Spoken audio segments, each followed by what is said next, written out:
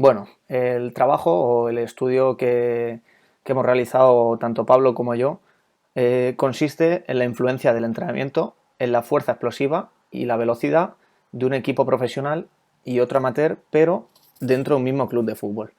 ¿Qué quiere decir esto? Bueno, se cogió por una parte al Salamanca de primera división, que entonces competía en esa categoría, y al segundo equipo, es decir, al Salamanca B, que entonces competía en tercera división. ¿Cuál era un poco el objetivo de este estudio? Bien, dentro de la fuerza explosiva y velocidad, ver en el periodo de pretemporada mm, qué conclusiones llegaban, si realmente había una mejora de jugadores de élite con jugadores amateurs o no. Esto se hizo en un periodo de unas 8 semanas o así. Fueron, bueno, desde la primera semana de pretemporada donde se empezó el estudio y acabó en la segunda semana ya de competición. Eh, bueno, a partir de aquí empezaremos a desarrollar las partes eh, y ver las conclusiones, ¿no?, que se sacaron de este estudio. Lo primero es saber a quién se realizaron los test.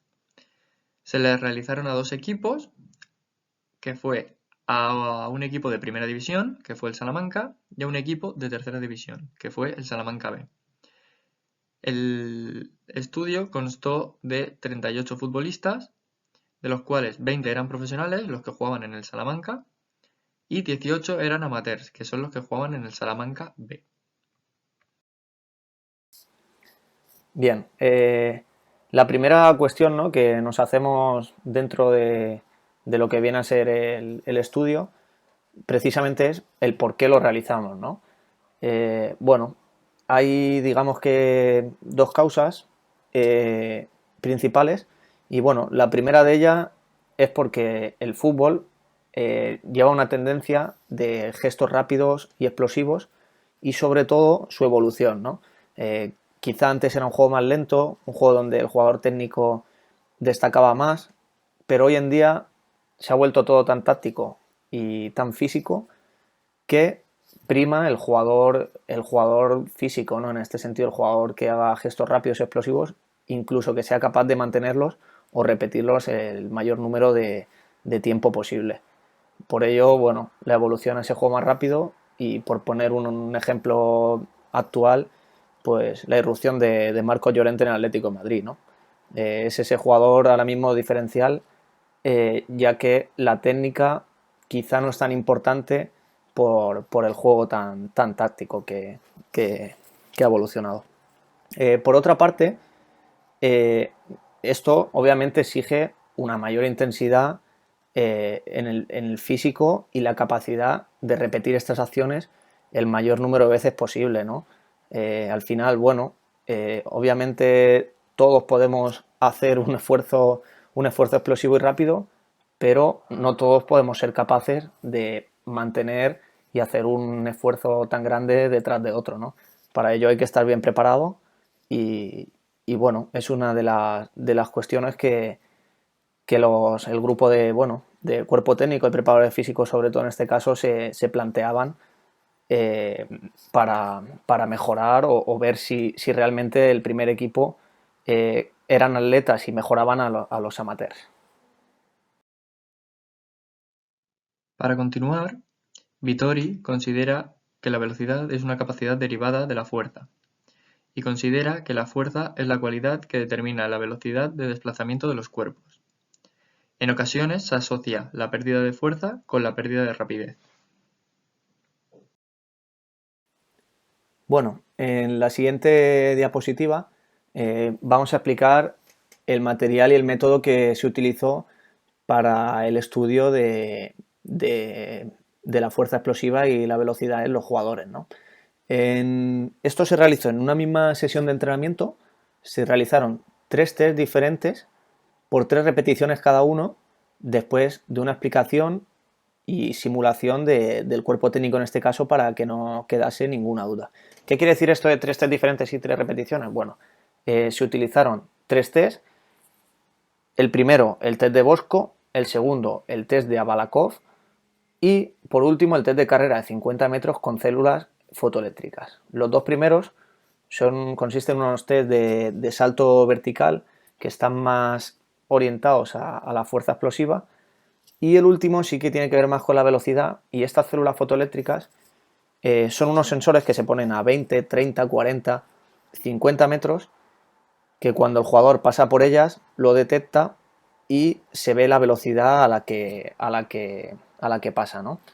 Bueno, es importante saber, como decía al principio, el tiempo que se evaluó, ¿no?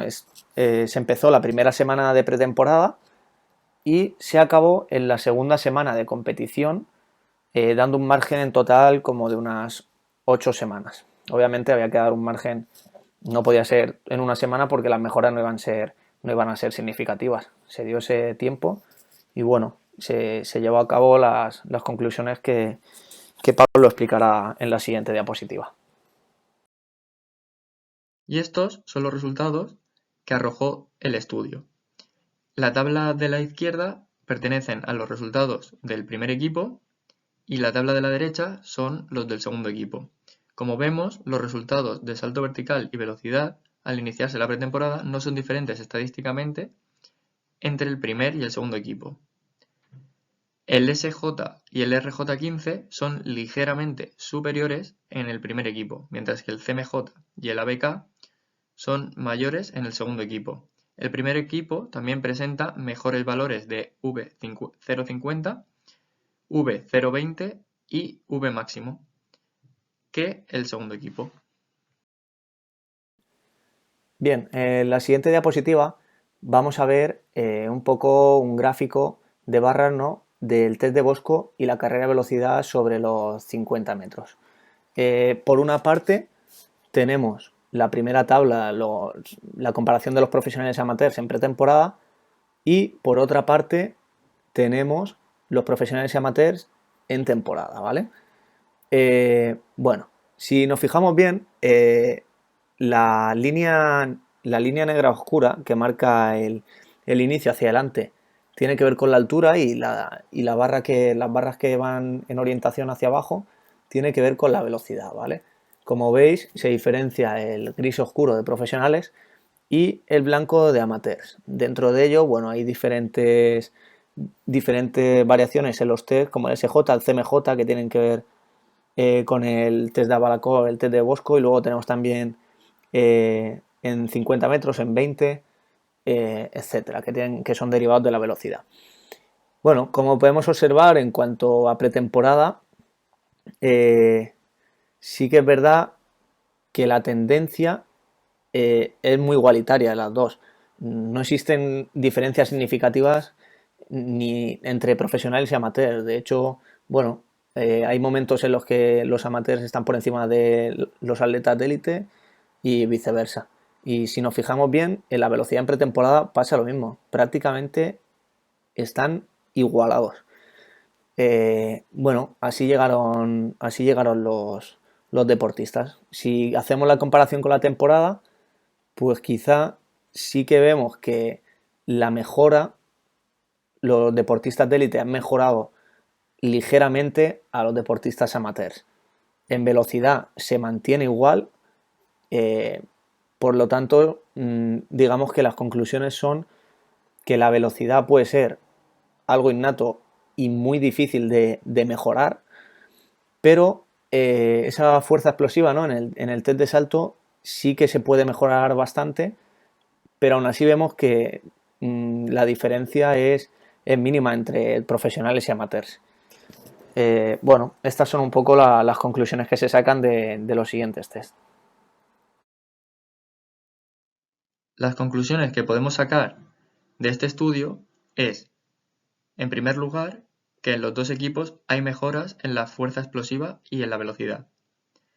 En segundo lugar, que la no existencia de mejora en los jugadores profesionales sobre los amateurs explica un déficit en la introducción y planificación del trabajo de fuerza máxima por su relación con la fuerza explosiva.